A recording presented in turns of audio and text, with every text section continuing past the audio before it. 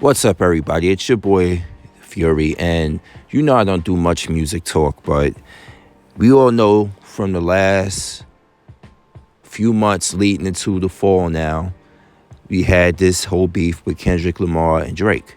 And we all know that Drake got dog walked by Kendrick. We know that there's no getting around it. The only people saying otherwise are Drake fans. And I noticed that's a lot of Gen Z Negroes and other groups of people who came in to the hip hop game listening to Drake. I get it, but you guys are off.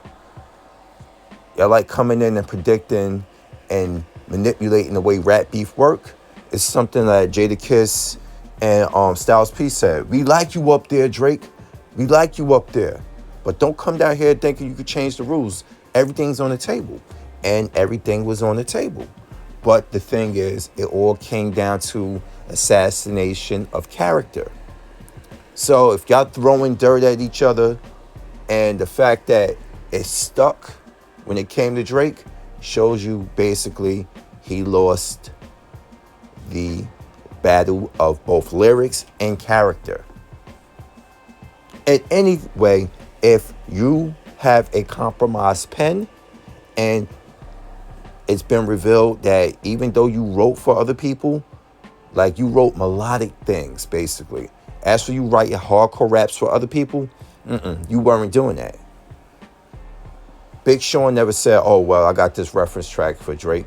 Local Toronto talent said, Drake wrote these tough rap for me. No, you were writing melodic things in correlation to the song with, what's that? Unthinkable with Alicia Keys, stuff with Kanye. But Kanye takes what you give him for the simple fact that Kanye admits that he don't rap. Meaning like it's not his creative forte. He know how to flow because he produces songs and he produces it and he's like, this is how I hear it in my head. This is how I want you to flow when he's talking to a person he's producing to. If you could do that. And basically that's how Scarface discovered this man can actually spit. But being able to spit doesn't mean you know how to put pen to paper and write some dope raps. So when Drake was writing references for Kanye, that wasn't like, oh my God, no. You talking about a rap beef. See, it's a different monster here. When we talking about rap beef, it's like this. Rap has always been championed by people who could come off the top of the head. Or even if you don't come off the top of the head and know how to freestyle, no big deal. What you put to that paper is what defines you. And it has to be your personal experiences. And if anybody, after listening to all the songs in this beef, if anybody thought that Drake wrote push-ups and the Taylor freestyle on his own, he didn't write that on his own because those had things in it that basically, especially push-ups and Family Matters was definitely not written only by him. You forget this dude is an actor. He could take on personas. He could take on different things. This man can act. Has really good comedic timing. I'm going to be honest here. But as for Drake is the best character he ever played. And I know that might sound like you heard it elsewhere because it's true to a degree. But this is what I've seen of him since he came out. I had family members talking high on him. People at my old job talking high like that kid gonna be a problem. They were right. But then again, they still didn't know to the degree how he would get here. And it's off the back of other people. You think, I almost forgot his name. You think Abel Tesfaye, a.k.a. Weekend, I'm just having a brain fart here. I need my breakfast. You really thought he didn't see the forest for the trees. He didn't see what happened with all the artists on that label. And after he had to sacrifice 4 of his songs for Take Care. to get on. You really think he didn't see the forest for his trees? And look at him. That dude just as big a star, if not a bigger star. Just as big as a star. And he had the foresight. So anyway, back on what I was saying. If your pen isn't your own in a rap beef of all things, see, R&B and other musics are different. Because those are songs like to be sung. Songs have been passed down for years. Your personal lived experiences are yours alone. And you got other people writing for you. That feels inauthentic. They look at the situation like, yeah, look what the internet's saying. Look what the internet's saying about us. All right, so write something in regard, write something witty about that. That's how it comes off to me. Versus a person who doesn't leave much of a carbon footprint on the internet, because that's, people understand the mystique of your whole character is everything.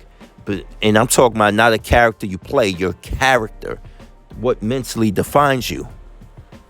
Why do you think you don't hear a lot of buzz coming from Weeknd, Kendrick Lamar, and other artists who are about their ish? When Prince was alive, why do you think Prince is so much familiarity? Why do you think Kendrick mentions Prince a lot?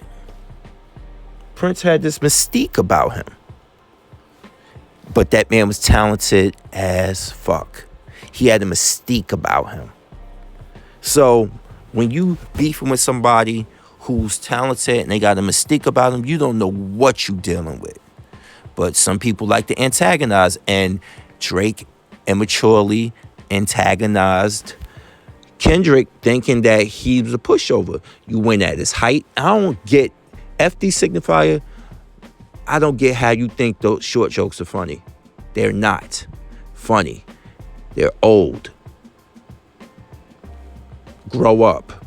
Thinking like the day calling people this, that. See, that's what women do today. This is that's feminine as all hell. The short jokes. And this coming from somebody who's a decent height. I'm 6 foot. I still don't find it funny because, you know why? I've matured and realized genetically this could have been my fate. And I would have had to be dealing with it even more. I'm dealing with shit already as is because a lot of these women out here play stupid fucking games. But I'm going off on a tangent about that, so let me try to reel myself back in. You dealing with a person like Kendrick Lamar who basically tells his life through songs, and he tells a story and he basically tells a story and weaves his life through songs. The music, a lot of it, I tried initially, I'm gonna be honest, I took a lot of it at surface level, and then I didn't start realizing it until second and third and fourth listenings. He's talking about shit that just came to light years later about his personal life. He was talking about it in his songs and little spots here and there. He was talking about it. So that's all the OVO camp had to go on him was speculations and what other people falsely said about him and what was exuded through his work. That's why you heard references to Mr. Morale with him, the relationship with Whitney Alford. Mother Asoba was mistakenly interpreted by Drake as Kendrick went through some sort of abuse. Many people drilled, they got on Drake's case about that. Meaning like, how you supposed to be hip hop and you can't understand what was going on in that song. And then you start thinking about Meet the Grams. I guess integrity is lost when the metaphors doesn't reach you. How you gonna say, oh, you better come back and you better have some triple, quadruple entendres, and you don't understand none of the entendres and the other metaphors? How you gonna say some shit like that? You automatically got lost in the source on that one, man, dude. You automatically got lost. And you got slumped for it. But we all know who won that. But to reel it in, his fanboys are going to say he won. He won. How dare he call him a pedophile? I'm saying, what did I say at the beginning of this commentary? Character assassination. You tried to assassinate Kendrick's character. Didn't stick because there's nothing out there to prove a motif that he moves as such. He let you know all his flaws from the beginning. This dude has been lyrically transparent in his music for years. And it took people listening again and again to understand where he was coming from.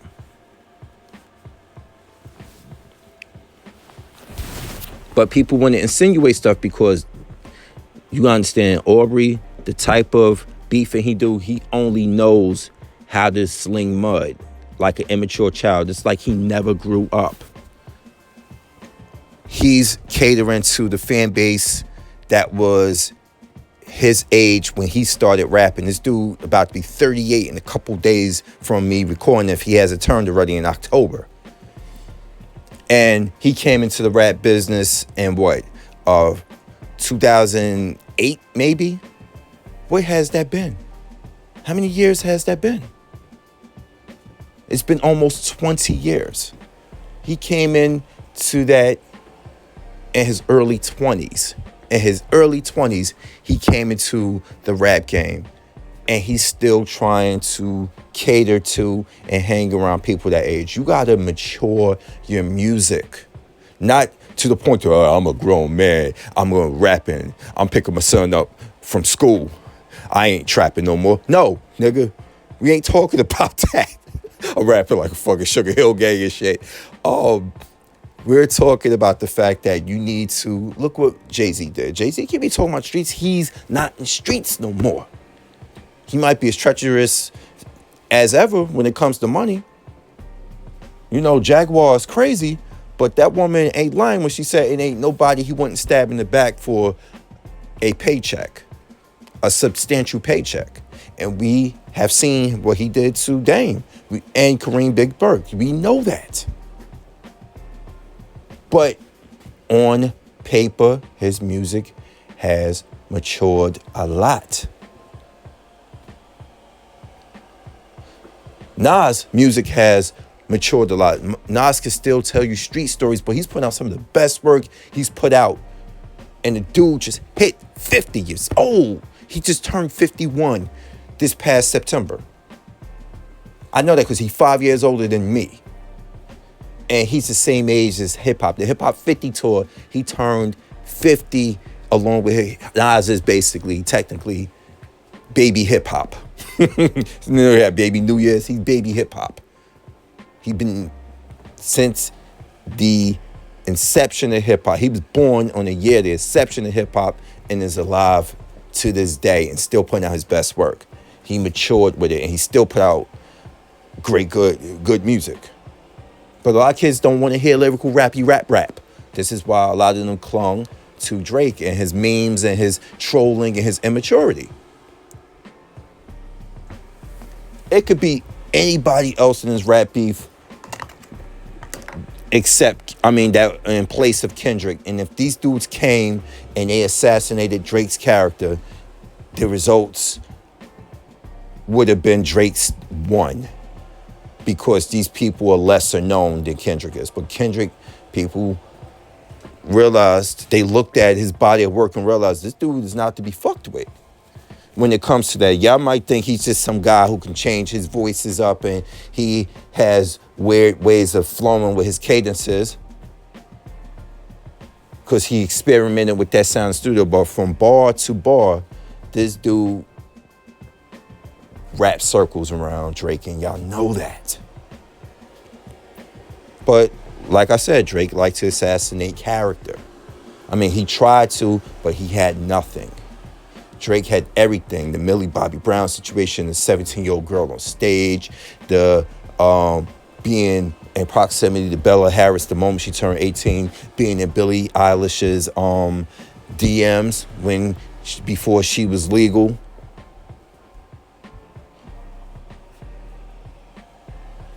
The fact that you have stolen and stifled people, music and creativity on your own label, and the only reason they still fuck with you is because you keep them paid to some sort of degree. And there's people like Baca. There's people like Chubbs, who's his security. People of that nature. Now I know I'm going way too far into this, but I'm just listening to, this is a culmination of everything that I have learned. But some people ultimately can't take L's. He can't take L. He can't take it. Him outright saying that Pusha beat him, and that was him bowing out of the beef because he's a coward. He think he can initially get by playing the games he play, but when he loses, he tried to play bigger man. Nicki Minaj did this shit too against Lil' Kim. Drake did this against Common. He did this against Push. He was able to bully Meek Mill because Meek Mill was in his own way. He was able to bully Meek Mill because Meek was in his own way. Couldn't do that on Kendrick, though. Y'all been sending subliminals at each other for years. Did you really think this dude will be caught slacking? This nigga say he's what the culture's feeling. This motherfucker been paying attention to and been sick of your shit for years, my dude. And you underestimated him because of your own hubris. Because of your own hubris. Ultimately, you lost. He said it. There's no round twos. You can start saying all the subs you want, but it's not happening that way. You lost. I originally was going to do more in this video, but this one's going on long enough, so I'm going to break it into segments. Anyway, tune in to the next video. I'm still thinking what I'm going to name this, either this double or this trilogy. Let's see how it comes. Anyway, it's your boy Fury. I'm here, and now I'm out. Peace.